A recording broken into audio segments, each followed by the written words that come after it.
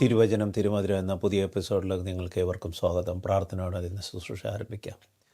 സ്തുതിക്കുന്ന കർത്താവേ, സ്തോത്രം ചെയ്യുന്ന കർത്താവേ, ഞങ്ങളുടെ ദിവാത്സല്യമായ സർവസ്തുതാം നാഥ മഹാകരുണയിലും കൃപയിലും കർത്താവ് ഒരു പ്രാവശ്യം കൂടെ തൻ്റെ ജനത്തെ നയിക്കത്തക്കോണം കർത്താവെ മഹത്വമുള്ള പ്രോഗ്രാമിൽ കൂടെ സഹായിക്കുന്നവൻ കൃപകൾക്കായ നന്ദിയോട് സ്തോത്രം. കർത്താവ് അനേകരുടെ ജീവിതത്തിൽ കർത്താവെ ഈ വചനം ക്രിയ ചെയ്യുവാനും കർത്താവെ ജീവിതത്തിൽ മാറ്റം വരുത്തുവാനും അങ്ങുമായിട്ട് കൂടുതൽ അടുക്കുവാൻ അത് ഇടയാക്കണമെന്ന് പ്രാർത്ഥിക്കുന്ന കർത്താവെ, പ്രത്യേകിച്ച് കർത്താവെ അങ്ങയുടെ ജനന പെരുന്നാളിനായി കർത്താവ് ഈ ദിവസങ്ങളിലൊക്കെ അടിയങ്ങൾ ഒരുങ്ങുമ്പോൾ അങ്ങയുടെ കൃപയുടെ സാന്നിധ്യം അടിയങ്ങളോട് കൂടി ഉണ്ടായിരിക്കും പ്രാർത്ഥിക്കുന്ന കർത്താവെ. അങ്ങ് കർത്താവെ ഇന്നത്തെ ശുശ്രൂഷയിൽ കൂടെ ഇരുന്ന് അടിയൻ്റെ വാക്കുകളോട് വചസ്സുകളോട് ശബ്ദത്തോട് കണ്ടത്തോടുണ്ടായിരിക്കുക പ്രാർത്ഥിക്കുന്ന കർത്താവ്. അങ്ങയുടെ കൃപകളുടെ നിറവിൽ നിന്ന് തൻ്റെ ജനത്തെ നയിക്കാൻ അവിടുന്ന് സഹായിക്കണമെന്ന് യേശു സാക്ഷിക്കുന്നു. പിതാവ് കേൾക്കണമേ.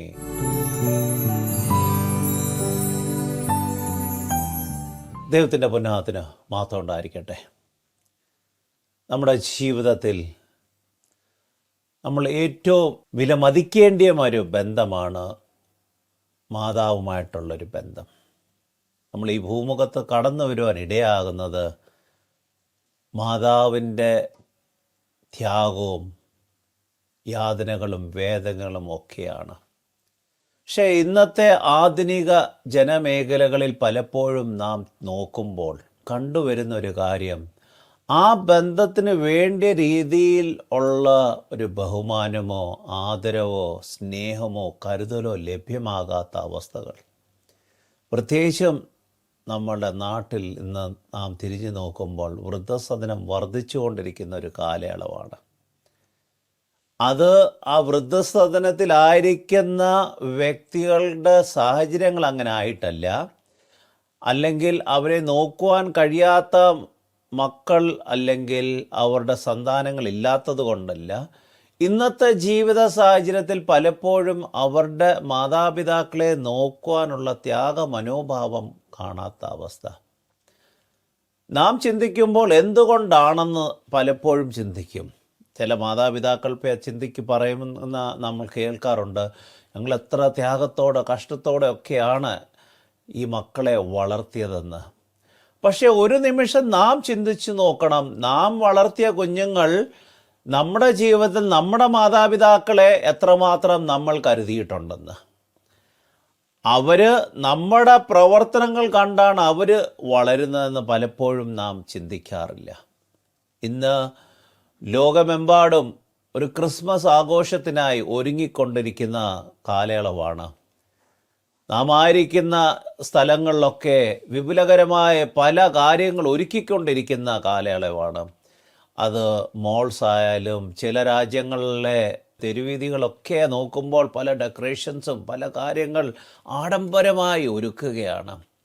സെയില് മറ്റ് കാര്യങ്ങളിലൊക്കെ വ്യാപൃതമായി ആയിരിക്കുന്ന ജനമധ്യത്തിലും സമൂഹത്തിലുമാണ് നാം ജീവിക്കുന്നത്. പക്ഷേ കർത്താവിൻ്റെ ജനനത്തിന് ഒരു കാര്യം നാം ചിന്തിക്കുമ്പോൾ കർത്താവിൻ്റെ മാതാവ് മറിയെപ്പറ്റി നാം കൂടുതലായിട്ട് മനസ്സിലാക്കണം.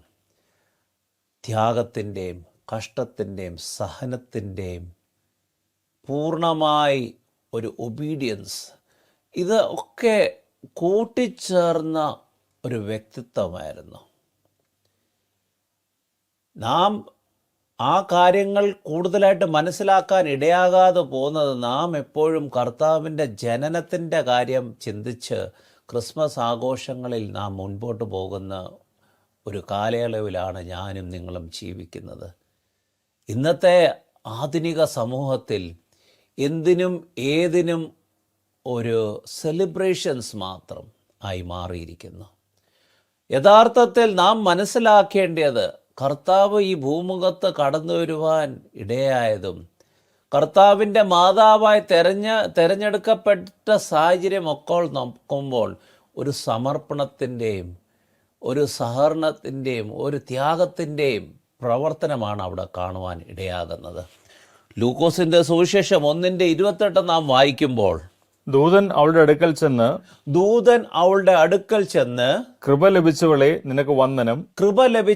നിനക്ക് വന്ദനം, കർത്താവ് നിന്നോടുകൂടെ ഉണ്ട് എന്ന് പറഞ്ഞു. കർത്താവ് നിന്നോട് കൂടെ ഉണ്ട് എന്ന് പറഞ്ഞു.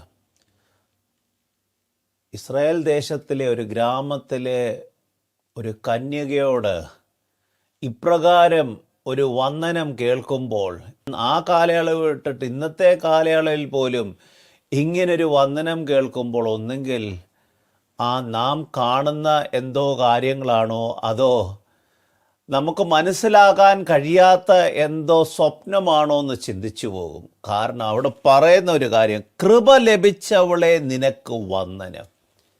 കൃപ ലഭിച്ചവളെ.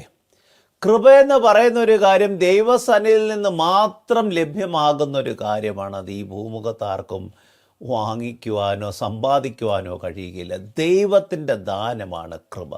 അവിടെ കൃപ ലഭിച്ചവളെ നിനക്ക് വന്ദനം, കർത്താവ് നിന്നോട് കൂടെയുണ്ട്.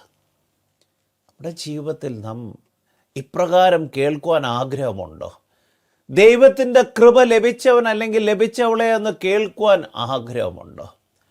നമ്മുടെ ജീവിതത്തിൽ അനുഗ്രഹങ്ങളുടെ പട്ടികകൾ കാണും. പക്ഷേ ദൈവത്തിൻ്റെ കൃപയ്ക്കായി ആർജിക്കുകയും അതിനായി ത്യാഗം സഹിച്ച് ജീവിക്കുകയും ചെയ്യുന്ന എത്ര പേര് ഉണ്ടെന്ന് നാം ചിന്തിക്കണം.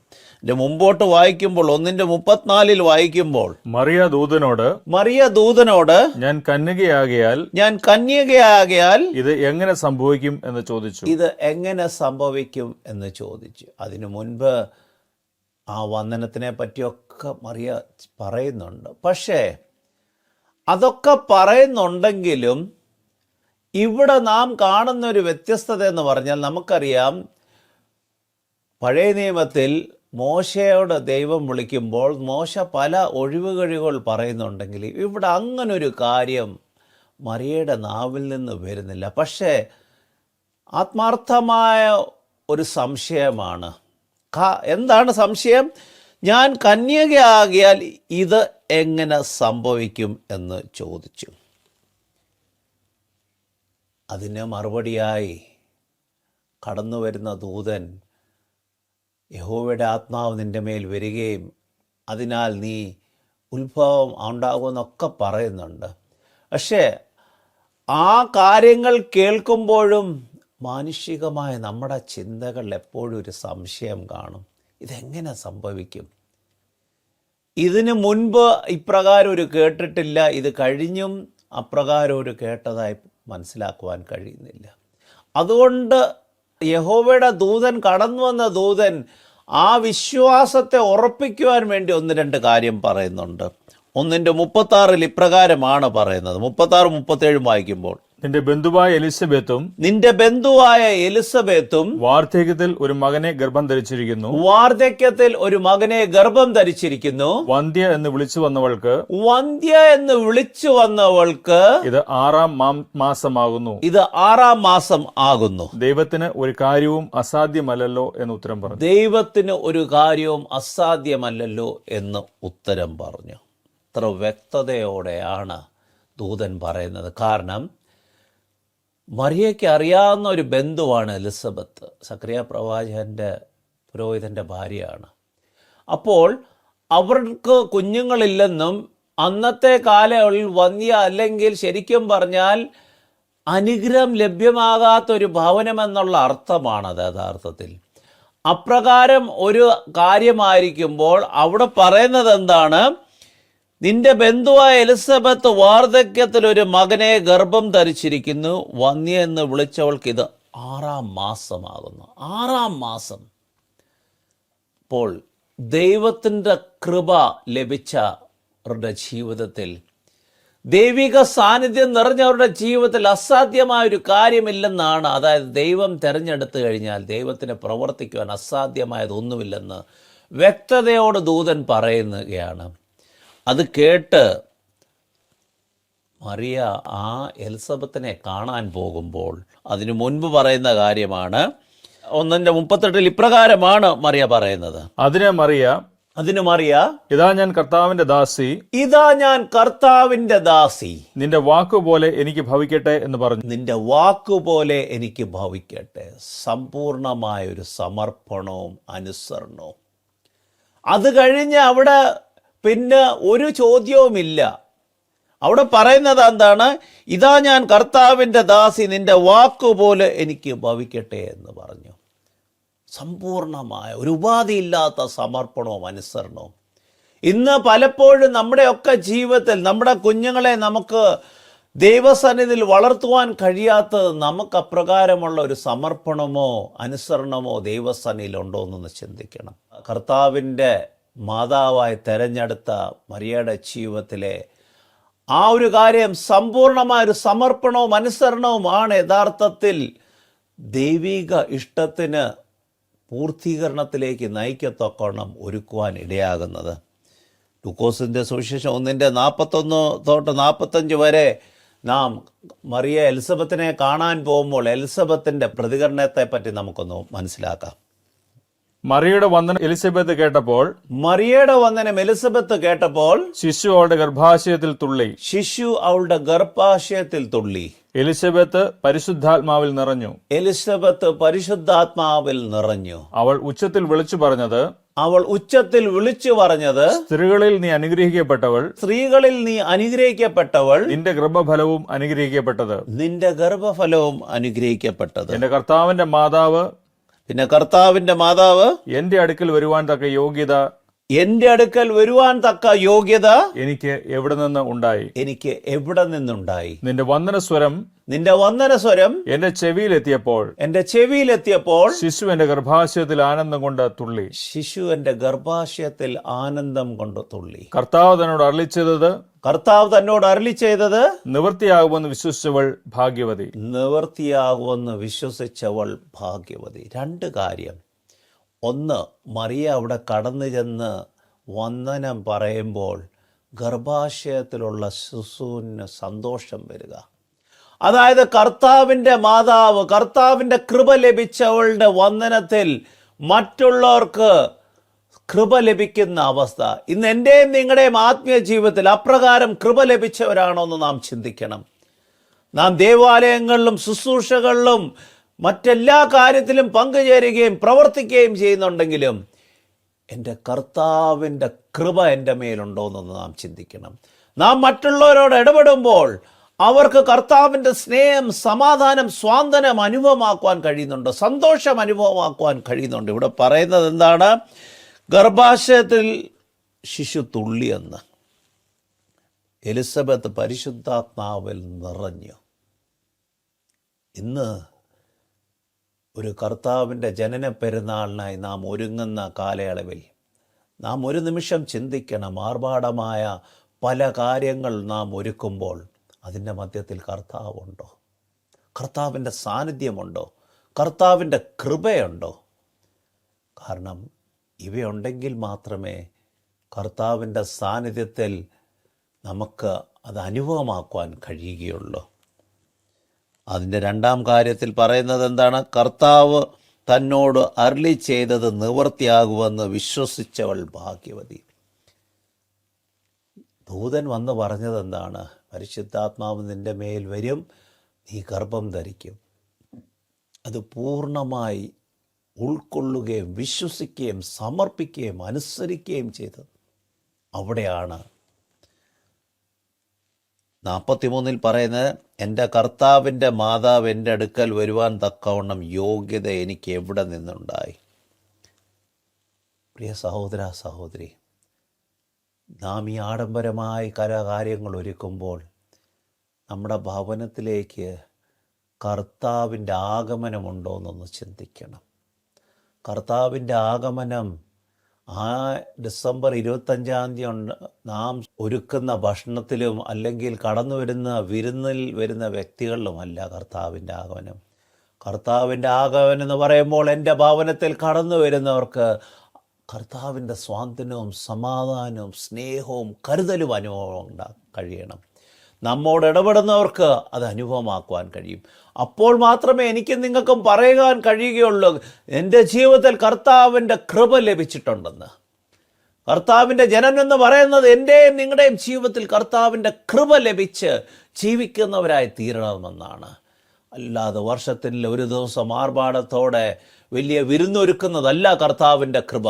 കർത്താവിൻ്റെ കൃപയെന്ന് പറയുമ്പോൾ കഷ്ടത്തിൻ്റെയും നെടുവീർപ്പിൻ്റെയും അന്ധകാരത്തിൻ്റെയും മധ്യത്തിലായിരിക്കുന്ന അനേകരുടെ ജീവിതത്തിൽ കർത്താവിൻ്റെ സ്നേഹവും സ്വാതന്ത്ര്യവും സമാധാനവും പകർന്നു കൊടുക്കുന്ന ഒരു ജീവിതമായി നാം മാറുമ്പോഴാണ് അത് കർത്താവിൻ്റെ കൃപ ലഭിച്ചെന്ന് നമുക്ക് പറയുവാൻ കഴിയുകയുള്ളൂ.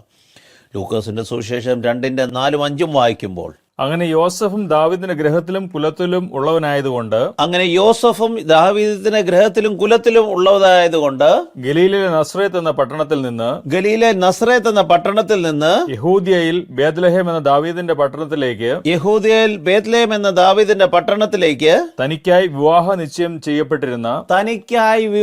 നിശ്ചയം ചെയ്യപ്പെട്ടിരുന്ന ഗർഭിണിയായ മറിയയും കൂട്ടിക്കൊണ്ട് പേരെഴുതിക്കുന്നതിനായി പോയി. ഗർഭിണിയായ മറിയയും കൂട്ടിക്കൊണ്ട് പേരെഴുതിക്കാനായി പോയി. ആ കാലയുള്ളൊരു സെൻസസ് ഉണ്ടായപ്പോൾ അവിടുത്തെ ജനത്തിൻ്റെ കണക്ക് വിവര പട്ടികകളെല്ലാം ഒരുക്കാൻ വേണ്ടി അവരവരുടെ ദേശത്തേക്ക് കടന്നു പോകണമെന്ന് പറഞ്ഞു. അങ്ങനെ ഇവിടെ മറ്റൊരു കാര്യം, ആ മാതാവിനോടൊപ്പം തന്നെ കർത്താവിൻ്റെ പിതാവായ യോസഫിൻ്റെ ത്യാഗവും നാം മനസ്സിലാക്കണം. അവിവാഹിതയായ ഗർഭിണിയായ തൻ്റെ പത്നിയെ പൂർണ്ണമായി ഉൾക്കൊള്ളുക, അതായത് കർത്താവ് പറഞ്ഞത് സമ്പൂർണമായി ഉൾക്കൊണ്ടുകൊണ്ട് സ്വീകരിച്ചുകൊണ്ട് അനുസരിച്ചുകൊണ്ട് തൻ്റെ ഭാര്യയുമായിട്ട് വിവാഹ നിശ്ചയം ചെയ്തിരിക്കുന്ന ഭാര്യയുമായിട്ട് കടന്നു പോകുന്നത് എവിടേക്കാണ്? ബേത്ലഹേമിലേക്ക്. അതായത് ഗർഭിണിയായ തൻ്റെ ഭാര്യയുമായിട്ട് കടന്നു പോകുമ്പോൾ അവിടെ ഒരു ത്യാഗമുണ്ട്, ഒരു സമർപ്പണമുണ്ട്, കഷ്ടമുണ്ട്, വേദനകളുണ്ട്, നഷ്ടമുണ്ട്. കർത്താവിൻ്റെ ജനനത്തിന് കർത്താവിന് ആ സാഹചര്യങ്ങൾക്കൊക്കെ മാറ്റം വരുത്തുവാൻ കഴിയും. പക്ഷേ കർത്താവിൻ്റെ കൃപ ലഭിച്ചെന്ന് പറയുമ്പോൾ ആ കൃപ നമ്മുടെ ജീവിതത്തിൽ പലപ്പോഴും ഏറ്റവും പ്രതിസന്ധികളുള്ള ജീവിതമായിരിക്കും ചിലപ്പോൾ നാം അനുഭവപ്പെടുന്നത്, അല്ലാതെ പ്രതിസന്ധികൾ മാറ്റിവെച്ചൊരു ജീവിതമായിരിക്കില്ല. പക്ഷെ ഇന്ന് ഞാനും നിങ്ങളും ആഗ്രഹിക്കുന്നത് എന്താണ്? കർത്താവിൻ്റെ വേലയ്ക്കായി തിരഞ്ഞെടുക്കപ്പെട്ടെങ്കിലോ അല്ലെങ്കിൽ കർത്താവിൻ്റെ വേല ചെയ്യാൻ ആഗ്രഹമുണ്ടെങ്കിലോ നമ്മുടെ ജീവിതത്തിലെല്ലാം ഏറ്റവും പ്രതിസന്ധികളില്ലാതെ ഉള്ളൊരു ജീവിതമാണ് നാം ആഗ്രഹിക്കുന്നത്. നമ്മുടെ നാവിൽ കടന്നു വരുന്ന ചോദ്യം എന്താണ്? ഞാൻ ഇത്രമാത്രം ദൈവത്തിന് വേണ്ടി പ്രവർത്തിച്ചിട്ട് എന്തുകൊണ്ട് എൻ്റെ ജീവിതത്തിൽ ഈ പ്രതിസന്ധികൾ കടന്നു വരുന്നു? പ്രിയ സഹോദര സഹോദരി, കർത്താവ് എന്നെയും നിങ്ങളെ വിളിച്ച് വേർതിരിച്ചിട്ടുണ്ടെങ്കിൽ, കർത്താവിൻ്റെ കൃപ ലഭിച്ചിട്ടുണ്ടെങ്കിൽ നമ്മൾ കടന്നു പോകുന്ന പാതയിലും കർത്താവിൻ്റെ സാന്നിധ്യം ഉണ്ടായിരിക്കുമെന്ന് നാം മനസ്സിലാക്കിക്കൊള്ളണം. ലൂക്കോസിൻ്റെ സുവിശേഷം 2:6-7 വായിക്കുമ്പോൾ, അവർ അവിടെ ആയിരിക്കുമ്പോൾ അവൾക്ക് പ്രസവത്തിനുള്ള കാലം തികഞ്ഞു. അവൾ തന്റെ ആദ്യജാതനായ മകനെ പ്രസവിച്ചു. വഴിയമ്പലത്തിൽ അവർക്ക് സ്ഥലം ലഭിക്കാതിരുന്നതുകൊണ്ട്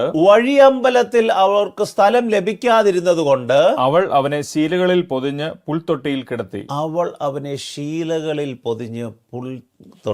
കിടത്തി. ഒരു മാതാവിൻ്റെ വേദന നമ്മൾ മനസ്സിലാക്കണം. സ്വർഗീയ അനുഗ്രഹങ്ങളാൽ ലഭ്യമായ പൈതലിന് ഉദരഫലത്തിനെ ഒരു യാത്രാ മധ്യത്തിൽ ഒരു പുൽത്തൊട്ടിയിൽ പ്രസവിക്കുക എന്ന് പറയുമ്പോൾ ആ പ്രതിസന്ധി നാം ഒന്ന് മനസ്സിലാക്കണം. ഇന്നത്തെ ലോകത്തിൽ അതിമനോഹരമായ ആശുപത്രികളും ലേബർ വാർഡും ഇതൊക്കെ ഉള്ളപ്പോൾ ചിലപ്പോൾ ആ വേദന നമുക്ക് മനസ്സിലാകാൻ കഴിയുന്നില്ലായിരിക്കും, അല്ലെങ്കിൽ ആ ത്യാഗം മനസ്സിലാക്കാൻ കഴിയുന്നില്ലായിരിക്കും. പറഞ്ഞല്ലോ, ദൈവമാതാവെന്ന് പറയുമ്പോൾ സഹനത്തിൻ്റെയും സമർപ്പണത്തിൻ്റെയും അനുസരണത്തിൻ്റെയും കരുതലിൻ്റെയും പ്രതീകമാണ്. അതുകൊണ്ടാണ് ദൈവമാതാവെന്ന് വിളിക്കുന്നത്.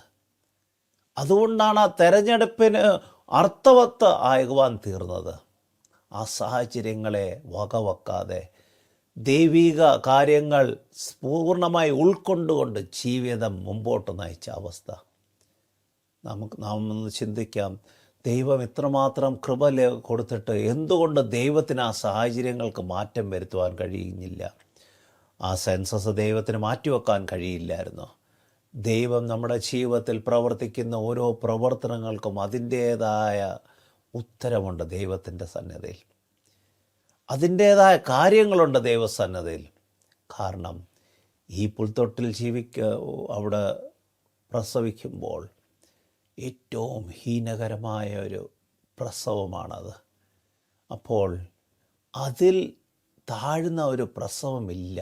അപ്പോൾ എൻ്റെ കർത്താവ് എനിക്ക് വേണ്ടി ഇത്ര ഹീനകരമായ രീതിയിലാണ് ഈ ഭൂമുഖത്തേക്ക് കടന്നു വന്നത്. രാജാതി രാജാവൻ കർത്താതി കർത്താവെന്ന് നാം വിളിക്കുന്ന എൻ്റെ കർത്താവിൻ്റെ ജനനമാണത്. പക്ഷേ അതിനായി സമർപ്പിക്കപ്പെട്ട് ഒരുക്കപ്പെട്ട് ജീവിക്കിയാൽ മാത്രമല്ല, ആ ജീവിതത്തിൻ്റെ എല്ലാ തിക്താനുഭവത്തിൽ നിന്ന് കടന്നുപോയിട്ടാണ് ആ പ്രസവം നടക്കുന്നത്. ലൂക്കോസിൻ്റെ സുവിശേഷം 2:34-35 വായിക്കുമ്പോൾ, പിന്നെ ശിമ്യോൻ അവരെ അനുഗ്രഹിച്ച് അവരെ അനുഗ്രഹിച്ച് അവന്റെ അമ്മയായ മറിയോട് പറഞ്ഞത്, ഇവനെ ഇസ്രായേലിൽ പലരുടെയും വീഴ്ചയ്ക്കും ഉയർച്ചയ്ക്കും എതിർത്തു പറയുന്ന അടയാളത്തിനുമായി നിയോഗിച്ചിരിക്കുന്നു. അടയാളങ്ങൾക്കായി നിയോഗിച്ചിരിക്കുന്നു. അങ്ങനെ അനേകരുടെ ഹൃദയവിചാരങ്ങൾ വെളിപ്പെടും. നിന്റെ സ്വന്തം ഹൃദയത്തിൽ കൂടിയും ഒരു വാൾ കടക്കും. പരിച്ഛേദനയ്ക്കായി ദേവാലയത്തിൽ കൊണ്ടുവരുന്ന ശിശുവായ കർത്താവിനെ പറ്റി പറയുന്ന കാര്യമാണ് അവിടെ പറയുന്നത്. യഥാർത്ഥത്തിൽ ആ ദൈവമാതാവിന് ദൈവം വെളിപ്പെടുത്തിയ കാര്യങ്ങളായിരിക്കും.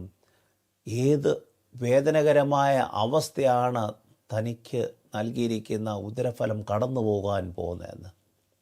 പക്ഷേ അവിടെ ഒരു കാര്യം കൂടെ പറയുന്നുണ്ട്, ഇവൻ ഇസ്രായേലിൽ പലരുടെയും വീഴ്ചയ്ക്കും ഉയർച്ചയ്ക്കും എതിർത്തു പറയുന്ന അടയാളത്തിനുമായി നിയോഗിച്ചിരിക്കുന്നു. അപ്പോൾ ദൈവിക മഹത്വത്തിനായി എന്നെയും നിങ്ങളെയും വിളിച്ച് വേർതിരിക്കുമ്പോൾ നാം മുഖം മൂടി വെച്ചുള്ള ജീവിതമാണോ, അതോ ദൈവം വിളിക്കൊത്തവണ്ണം ഉറപ്പും ധൈര്യമുള്ളവരായി ജീവിക്കുന്നവരാണോ നാം ചിന്തിക്കണം. ലോകത്തിൻ്റെ പ്രഭുക്കളിൽ ആശ്രയം വയ്ക്കുന്നവരാണോ, ലോകത്തിൽ മറ്റുള്ളവരുടെ പ്രീതി സമ്പാദിക്കുവാനാണോ ഞാനും നിങ്ങളും ജീവിക്കുന്നത്, അതോ എന്നെ വിളിച്ചിരിക്കുന്ന വിളിക്കൊത്തവണ്ണം ദൈവത്തിൻ്റെ മഹത്വത്തിനായി ജീവിക്കുവാൻ കഴിയുന്നുണ്ടോ എന്ന് മനസ്സിലാക്കണം. യോഹന്നാന്റെ സുവിശേഷം 19:26-27 ഇപ്രകാരമാണ് പറയുന്നത്, യേശു തന്റെ അമ്മയും താൻ സ്നേഹിച്ച ശിഷ്യനും നിൽക്കുന്നത് കണ്ടിട്ട് സ്ത്രീയെ ഇതാ നിന്റെ മകൻ എന്ന അമ്മയോട് പറഞ്ഞു. പിന്നെ ശിഷ്യനോട് ഇതാ നിന്റെ അമ്മ എന്ന് പറഞ്ഞു. ആ സമയം മുതൽ ആ ശിഷ്യൻ അവളെ തന്റെ വീട്ടിൽ സ്വീകരിച്ചു.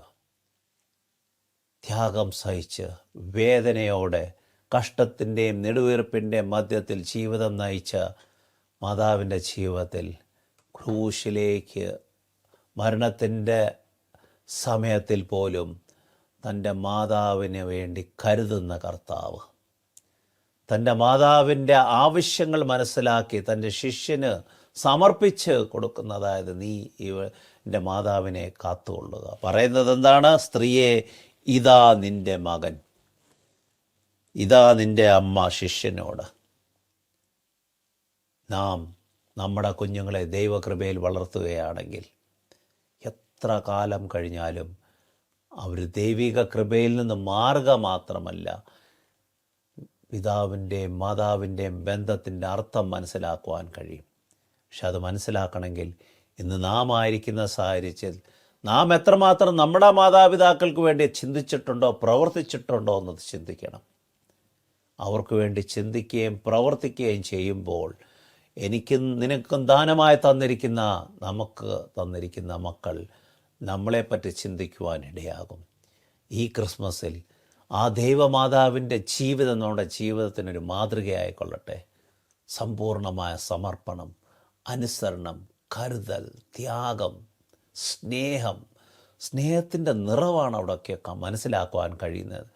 ദൈവമാതാവിൻ്റെ ജീവിതം നാം ഒന്ന് പഠിക്കുകയാണെങ്കിൽ സ്നേഹത്തിൻ്റെയും കരുതലിൻ്റെയും അനേക കാര്യങ്ങൾ നമുക്ക് മനസ്സിലാക്കുവാൻ കഴിയും. ആർഭാടമായി ക്രിസ്മസ് ആഘോഷങ്ങൾക്കായി നാം ഒരുങ്ങുമ്പോൾ അതിൻ്റെ മധ്യത്തിൽ കർത്താവിൻ്റെ കൃപയും സ്നേഹമുണ്ടോ എന്നൊന്ന് ചിന്തിക്കണം. ആ കർത്താവിൻ്റെ കരുതൽ എൻ്റെ ജീവിതത്തിലുണ്ടോ എന്നൊന്ന് ചിന്തിക്കണം. കർത്താവിനായി സമർപ്പിക്കപ്പെട്ട അനുസരണ ഉള്ളൊരു ജീവിതമാണോ എന്നൊന്ന് ചിന്തിക്കണം. എങ്കിൽ മാത്രമേ നമ്മുടെ ജീവിതത്തിൽ ആ കർത്താവിൻ്റെ കൃപ അനുഭവിക്കുവാൻ കഴിയുകയുള്ളൂ. നീ കേൾക്കുന്ന പ്രിയ സഹോദര സഹോദരി, ജീവിതത്തിൽ ദൈവം ആഗ്രഹിക്കുന്നത് അതാണ്, നാമോ അതാണ് ആഗ്രഹിക്കേണ്ടത്. ആ വിളിക്ക് വേണ്ടി കൃപ നിറഞ്ഞവളെ നിനക്ക് സമാധാനം, കൃപ നിറഞ്ഞവനെ നിനക്ക് സമാധാനം, കർത്താവിൻ്റെ കൃപ ലഭിച്ചവരായ ഒരു ജീവിതം ഈ ക്രിസ്മസിൽ നമ്മുടെ ജീവിതത്തിൽ അനുഭവമാക്കുവാൻ വേണ്ടി നമുക്ക് പ്രാർത്ഥിക്കാം. നമ്മുടെ കണ്ണുകളെ അടയ്ക്കാം. സ്തുതിക്കുന്ന കർത്താവേ, സ്തോത്രം ചെയ്യുന്ന കർത്താവേ, ഞങ്ങളുടെ ദിവാത്സല്യമായ സർവ്വസ്തുതാം നാഥ, മഹാകരുണയിലും കൃപയിലും കർത്താവേ, ആയുസ്സിൽ കർത്താവേ, ഒരു ക്രിസ്മസ് കാലത്തിലേക്ക് ഞങ്ങളെ കൂട്ടിക്കൊണ്ട് നിൽക്കുന്ന അവൻ കൃപകൾക്കായ നന്ദിയോട് സ്തോത്രം കർത്താവേ.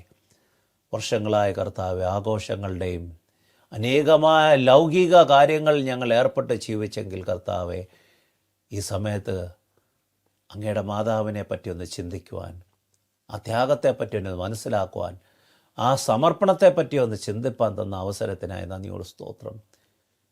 ഇന്നത്തെ ആധുനിക ലോകത്തിൽ കർത്താവേ, പലപ്പോഴും ഞങ്ങൾ വേണ്ടിയ രീതിയിൽ ഞങ്ങളുടെ മാതാപിതാക്കളെ കരുതിയിട്ടില്ലെന്ന് കുറവ് സമ്മതിക്കുന്ന കർത്താവ്. എങ്കിലോ ഈ ക്രിസ്മസിൽ ഞങ്ങളുടെ മാതാപിതാക്കളെ പറ്റി ചിന്തിപ്പാൻ, കരുതുവാൻ, അവർക്ക് വേണ്ടിയും കർത്താവെ നന്മകൾ ഒരുക്കുവാൻ ഞങ്ങളെ എടുത്ത് ഉപയോഗിക്കണമെന്ന് പ്രാർത്ഥിക്കുന്ന കർത്താവെ, വചനം കേട്ട ഓരോരുത്തരുടെ ജീവിതത്തിൽ കർത്താവെ, അങ്ങ് കടന്നു വന്ന സാഹചര്യങ്ങൾ മനസ്സിലാക്കി ആ മാതാവിൻ്റെ കഷ്ടതയും ത്യാഗവും സമർപ്പണവും അനുസരണവും ഞങ്ങൾക്ക് മനസ്സിലാക്കി ഞങ്ങളുടെ ജീവിതത്തിൽ അപ്രകാരം കൃപ ലഭിച്ചവരായ ജീവിതം നയിക്കുവാൻ സഹായിക്കണമെന്ന് പ്രാർത്ഥിക്കും. എല്ലാം അങ്ങയുടെ ഇതപ്രകാരമായി തീരുവാൻ സഹായിക്കുകയും വഴി നടത്തുകയും ചെയ്യണമെന്ന് യേശുനാഥാക്ഷിക്കുന്നു. പിതാവ് കേൾക്കണമേ. ആമേൻ. ദൈവം നമ്മെ അനുഗ്രഹിക്കട്ടെ.